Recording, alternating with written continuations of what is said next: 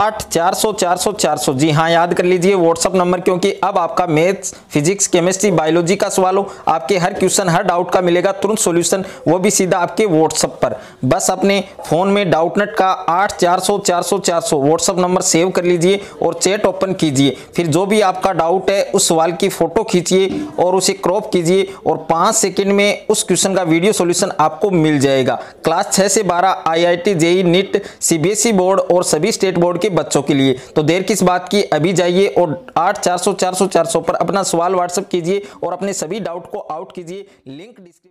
अर्धवार्षिक परीक्षा 2021 विज्ञान के पेपर का पता चल गया है।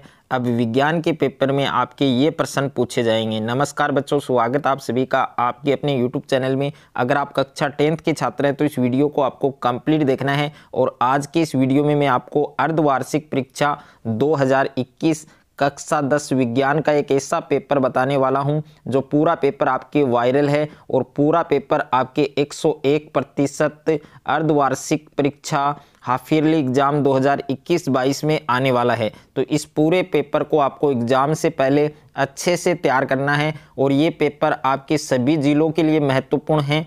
और आपका जो पेपर है ये हिंदी और इंग्लिश दोनों मीडियम में बनाया गया है। तो पूरे पेपर को आपको अच्छे से तैयार करना है। और इस पेपर में प्रश्न नंबर 1 आपको दिया गया है कि किसी विलयन की उदासीन प्रकृति के लिए pH का मान लिखिए। यानी किसी विलयन की उदासीन प्रकृति के लिए pH का मान कितना होता है। तो आप सभी बच्चों को कमेंट करके जरूर बताना है कि कितना होता है। तो किसी विलयन की उदासीन प्रकृति के लिए जो pH का मान होता है वो कितना होता है, 7 होता है। और प्रश्न नंबर 2 आपको दिया गया है कि रेडॉक्स अभिक्रिया का एक उदाहरण लिखिए। तो इस क्वेश्चन का आंसर भी आप सभी बच्चों को कमेंट करके बताना है। उसके बाद में प्रश्न नंबर 3 आपको दिया गया है प्रकाश का सर्वाधिक वेग किसमें होता है। तो प्रकाश का सर्वाधिक वेग किसमें होता है ये आपको बताना है कि which has the highest speed of light. यानी प्रकाश का सर्वाधिक वेग किसमें होता है। और उसके बाद में प्रश्न नंबर 4 यहाँ पर आपको दिया गया है कि वायुमंडल में ओजोन की मात्रा में तीव्रता से गिरावट का मुख्य कारक क्या है। तो मुख्य कारक का नाम क्या है आपकी, CFC यानी क्लोरोफ्लोरोकार्बन, और इसको हम फ्रियोन गैस भी कहते हैं। और प्रश्न नंबर 5 आपको दिया गया है चींटी के डंक से स्त्राव होने वाले अम्ल का नाम लिखिए। तो चींटी के डंक से स्त्राव होने वाले अम्ल का नाम क्या है आपके, मेथेनोइक अम्ल। उसके बाद में प्रश्न नंबर 6 आपको दिया गया है कि प्रकाश संश्लेषण के दौरान होने वाली 2 घटनाएं लिखिए। तो प्रकाश संश्लेषण के दौरान होने वाली 2 जो प्रमुख घटनाएं हैं उन 2 प्रमुख घटनाओं को आपको लिखना है। और प्रश्न नंबर 7 है आपके किन्हीं 2 एक कोशिकीय जीवों के नाम लिखिए। तो इस क्वेश्चन का आंसर आप सभी बच्चों को कमेंट करके बताना है कि 2 एक कोशिकीय जीव कौन कौन से होते हैं। और प्रश्न नंबर 8 दिया गया है आपको लेंस की क्षमता को परिभाषित कीजिए। यानी लेंस की क्षमता की आपको परिभाषा लिखनी है और इसका मात्रक भी आपको बताना है। और प्रश्न नंबर 9 आपको दिया गया है कि किसी विद्युत बल्ब के तंतु में 300 कूलाम आवेश 5 मिनट तक प्रवाहित होता है। तो विद्युत परिपथ में प्रवाहित विद्युत धारा का परिमाण ज्ञात कीजिए। यानी कोई विद्युत बल्ब है और उसके तंतु में 300 कूलाम आवेश 5 मिनट तक प्रवाहित होता है। तो विद्युत परिपथ में विद्युत धारा का मान आपको ज्ञात करना है। और प्रश्न नंबर 10 आपको दिया गया है 1 kWh यानी 1 किलोवाट घंटा कितने जूल के बराबर होता है। प्रश्न नंबर 11 है आपकी विद्युत जनित्र का नामांकित चित्र बनाइए। तो इस प्रश्न में आपको विद्युत जनित्र का यानी डायनेमो का आपको नामांकित चित्र बनाना है। और प्रश्न नंबर 12 आपको दिया गया है कोई 2 जीवाश्मी ईंधनों के नाम लिखिए। तो कोई 2 जीवाश्मी ईंधनों के नाम आपको बताने हैं और ये वेरी इंपॉर्टेंट क्वेश्चन है जो आपके 101% अर्धवार्षिक परीक्षा में पूछा जाएगा। और इस क्वेश्चन का आंसर आप सभी बच्चों को कमेंट करके बताना है। और प्रश्न नंबर 13 आपको दिया गया है कि संयोजन एवं वियोजन अभिक्रिया को उदाहरण सहित समझाइए। तो संयोजन अभिक्रिया और वियोजन अभिक्रिया को आपको उदाहरण सहित समझाना है। और इसके अथवा में प्रश्न दिया गया है ये भी आपको तैयार करना है विस्थापन एवं द्विविस्थापन अभिक्रिया को उदाहरण सहित समझाइए। तो विस्थापन और द्विविस्थापन अभिक्रिया की परिभाषा याद करनी है और इसके एग्जाम्पल भी आपको याद करने हैं। उसके बाद में प्रश्न नंबर 14 आपको दिया गया है कि प्लास्टर ऑफ पेरिस का रासायनिक सूत्र लिखिए। इसमें आपको प्लास्टर ऑफ पेरिस का रासायनिक सूत्र बताना है और इसकी जल के साथ रासायनिक अभिक्रिया भी लिखनी है और इसके उपयोग भी लिखने हैं।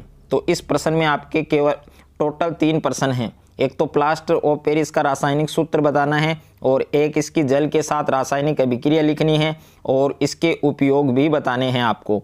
और इसके अथवा में आपको क्वेश्चन दिया गया है पीएच स्केल क्या है, यानी पीएच स्केल की परिभाषा आपको याद करनी है और दैनिक जीवन में पीएच के महत्व लिखिए। तो दैनिक जीवन में पीएच के महत्व कौन कौन से हैं वो भी आपको बताने हैं और इंग्लिश में भी इस क्वेश्चन को आप देख सकते हैं। उसके बाद में प्रश्न नंबर 15 आपको दिया गया है कि भर्जन एवं निस्तापन को समझाइए।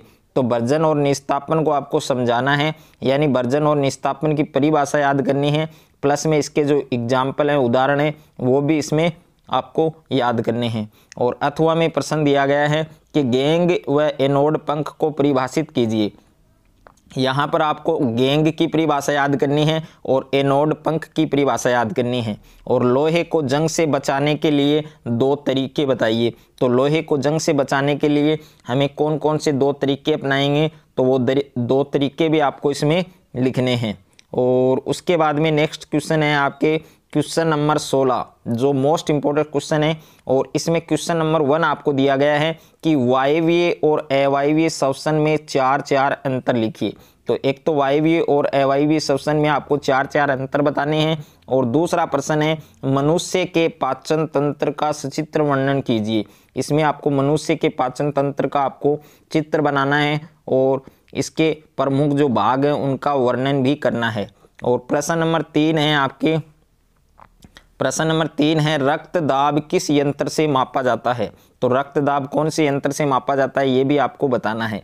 यानी इसमें आपके टोटल 3 क्वेश्चन हैं और तीनों क्वेश्चन आपको याद करने हैं। और अथवा में क्वेश्चन दिया गया है आपको कि मानव उत्सर्जन तंत्र का सचित्र वर्णन कीजिए। इसमें आपको मानव उत्सर्जन तंत्र का चित्र बनाना है। और दूसरा प्रश्न है धमनी एवं शिरा में अंतर लिखिए। तो धमनी और शिरा में अंतर लिखना है। और तीसरा प्रश्न है कृत्रिम वृक्क या अपोहन क्या है, यानी कृत्रिम वृक्क या अपोहन की आपको परिभाषा लिखनी है। तो अथवा वाले क्वेश्चन भी आपको सारे तैयार करने हैं। और उसके बाद में नेक्स्ट क्वेश्चन आपको दिया गया है क्वेश्चन नंबर 17। क्वेश्चन नंबर 17 में फर्स्ट क्वेश्चन है आपके पादपों में गुरुत्वानुवर्तन को समझाइए। तो पादपों में गुरुत्वानुवर्तन है उसको आपको समझाना है। और दूसरा प्रश्न है पादप हार्मोन क्या है, यानी पादप हार्मोन की आपको परिभाषा लिखनी है। और तीसरा प्रश्न है तंत्रिका कोशिका का नामांकित चित्र बनाइए। तो तंत्रिका कोशिका का नामांकित चित्र भी आपको बनाना है। तो इसमें आपको टोटल 3 क्वेश्चन दिए गए हैं। पहला है पादपों में गुरुत्वानुवर्तन को समझाना है और दूसरा प्रश्न है पादप हार्मोन किसे कहते हैं इसकी परिभाषा लिखनी है और तीसरा प्रश्न है तंत्रिका कोशिका का नामांकित चित्र बनाइए। और इसके अथवा में क्वेश्चन दिया गया है, क्वेश्चन नंबर 1 है आपके मानव मस्तिष्क का नामांकित चित्र बनाइए, यानी मानव मस्तिष्क का नामांकित चित्र बनाना है और इसके प्रमुख जो भाग हैं उनका वर्णन करना है। और दूसरा प्रश्न है प्रकाशानुवर्तन क्या है, इसको समझाना है, यानी पादपों में प्रकाशानुवर्तन किस प्रकार होता है, पादपों में प्रकाशानुवर्तन को आपको समझाना है। उसके बाद में नेक्स्ट क्वेश्चन है आपके क्वेश्चन नंबर 18। क्वेश्चन नंबर 18 में आपको दिया गया है कि समजात एवं समवर्ती अंगों को उदाहरण सहित समझाइए। सबसे पहले आपको समजात अंग और समवर्ती अंग इन दोनों की परिभाषा याद करनी है और इन दोनों के उदाहरण भी आपको इसमें लिखने हैं। और अथवा में प्रश्न आपको दिया गया है कि मानव में लिंग निर्धारण प्रक्रिया को रेखा चित्र की सहायता से समझाइए, यानी मानव में लिंग निर्धारण किस प्रकार से होता है तो उसको आपको रेखा चित्र की सहायता से समझाना है। और प्रश्न नंबर 19 आपको दिया गया है। प्रश्न नंबर 19 में क्वेश्चन नंबर फर्स्ट है आपके उत्तल दर्पण एवं अवतल दर्पण के 2 उपयोग लिखिए, यानी एक तो उत्तल दर्पण है और दूसरा अवतल दर्पण है, इन दोनों के आपको 2 उपयोग बताने हैं।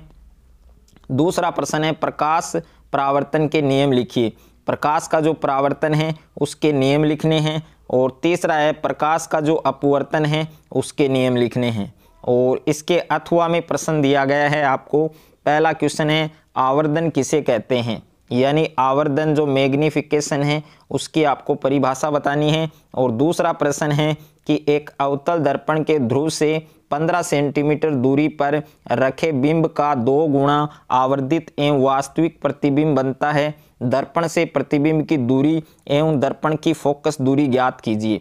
तो ये भी इम्पोर्टेंट क्वेश्चन है, इस क्वेश्चन को भी आपको सोल्व करना है, इस क्वेश्चन को भी आपको अच्छे से तैयार करना है। उसके बाद में क्वेश्चन नंबर 20 है, और क्वेश्चन नंबर 20 में क्वेश्चन नंबर फर्स्ट है आपके ओम का नियम लिखिए। तो ओम का नियम है वो याद करना है। और दूसरा प्रश्न है कि एक 100 वाट का बल्ब प्रतिदिन 10 घंटे उपयोग में लिया जाता है, यदि विद्युत ऊर्जा की दर 4.00 रुपये प्रति यूनिट है तो 30 दिन में विद्युत ऊर्जा की गणना कीजिए। यानी एक 100 वाट का बल्ब है जो प्रतिदिन जो डेली 10 घंटे उपयोग लिया जाता है, यदि विद्युत ऊर्जा की दर 4.00 रुपये प्रति यूनिट है तो 30 दिन में विद्युत ऊर्जा की गणना आपको ज्ञात करनी है। और इसमें आपको तीसरा प्रश्न दिया गया है कि प्रतिरोधकता क्या है, और प्रतिरोधकता का दूसरा नाम है आपके विशिष्ट प्रतिरोध। तो इसकी परिभाषा लिखनी है और इसका मात्रक भी आपको बताना है। और अथवा में प्रश्न दिया गया है जिसमें पहला प्रश्न है किसी चालक का प्रतिरोध किन किन कारकों पर निर्भर करता है। तो कोई भी चालक है उसका जो प्रतिरोध है वो कौन कौन से कारकों पर निर्भर करता है वो आपको समझाना है। और दूसरा प्रश्न है श्रेणी क्रम संयोजन के तुल्य प्रतिरोध के लिए आपको सूत्र स्थापित करना है, सूत्र व्युत्पन्न करना है। और उसके बाद में नेक्स्ट क्वेश्चन है आपके क्वेश्चन नंबर 21। तो क्वेश्चन नंबर 21 में क्वेश्चन नंबर फर्स्ट आपको दिया गया है कि फ्लेमिंग का बाएं हाथ का नियम लिखिए। तो फ्लेमिंग का जो बाएं हाथ का नियम है वो लिखना है। और दूसरा प्रश्न है चुंबकीय क्षेत्र रेखाओं के गुणधर्म लिखिए। तो चुंबकीय क्षेत्र रेखाओं के 4 गुणधर्म आपको इसमें लिखने हैं। और अथवा में प्रश्न दिया गया है जिसमें पहला प्रश्न है सरल विद्युत मोटर का नामांकित चित्र बनाइए। यानी जो सरल विद्युत मोटर है उसका आपको नामांकित चित्र बनाना है। और दूसरा प्रश्न है किसी छड़ चुंबक के चारों ओर चुंबकीय क्षेत्र रेखाओं का चित्र बनाइए। तो कोई छड़ चुंबक है और उसके चारों ओर जो चुंबकीय क्षेत्र है, जो मैग्नेटिक फील्ड है और मैग्नेटिक फील्ड लाइन है, उनका आपको डायग्राम बनाना है, चित्र बनाना है। और उसके बाद में प्रश्न नंबर 22 आपको दिया गया है जिसमें 22 में पहला प्रश्न है पारितंत्र में ऊर्जा प्रवाह को समझाइए। यानी जो पारितंत्र है उसमें ऊर्जा प्रवाह को समझाना है। और दूसरा प्रश्न है जैव निम्नीकरणीय अपशिष्ट एवं जैव अनिम्नीकरणीय अपशिष्ट, इनमें क्या अंतर है, तो अंतर आपको लिखना है। और अथवा में प्रश्न दिया गया है जिसमें पहला प्रश्न है खाद्य श्रृंखला को परिभाषित कीजिए। यानी खाद्य श्रृंखला की आपको परिभाषा लिखनी है। और दूसरा प्रश्न है कचरा निपटान की समस्या कम करने के 2 तरीके बताइए। यानी कचरा कम करने की जो कचरा निपटान है उसकी समस्या को हम किस प्रकार से कम कर सकते हैं, तो उसके आपको 2 तरीके लिखने हैं। और उसके बाद में नेक्स्ट क्वेश्चन है आपके क्वेश्चन नंबर 23। और क्वेश्चन नंबर 23 में फर्स्ट क्वेश्चन है चिपको आंदोलन के बारे में आप क्या जानते हैं। तो जो चिपको आंदोलन है उसके बारे में आप क्या जानते हैं या इस पर टिप्पणी लिखिए।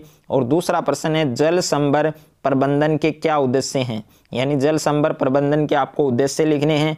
और अथवा में प्रश्न दिया गया है जिसमें पहला प्रश्न है बड़े बांधों के निर्माण से होने वाली समस्याएं लिखिए। तो बड़े बांध के निर्माण से होने वाली कौन कौन सी समस्याएं हैं वो समस्याएं आपको लिखनी हैं। और दूसरा प्रश्न है आपके 4R सिद्धांत लिखिए। तो जो 4R सिद्धांत हैं वो आपको इसमें लिखने हैं। तो ये कंप्लीट पेपर मैंने आपको इस वीडियो में बता दिया है। तो अच्छे से आपको ये पूरा पेपर तैयार करना है। और मेरा ये वीडियो आपको अच्छा लगे तो वीडियो को ज़्यादा से ज़्यादा लाइक करें, दोस्तों के साथ शेयर करें। और चैनल पर आप नए हैं तो चैनल को सब्सक्राइब कर लीजिए, साथ में नोटिफिकेशन बेल को प्रेस कर लीजिए ताकि कक्षा 10th से रिलेटेड कोई भी वीडियो आपसे मिस ना हो।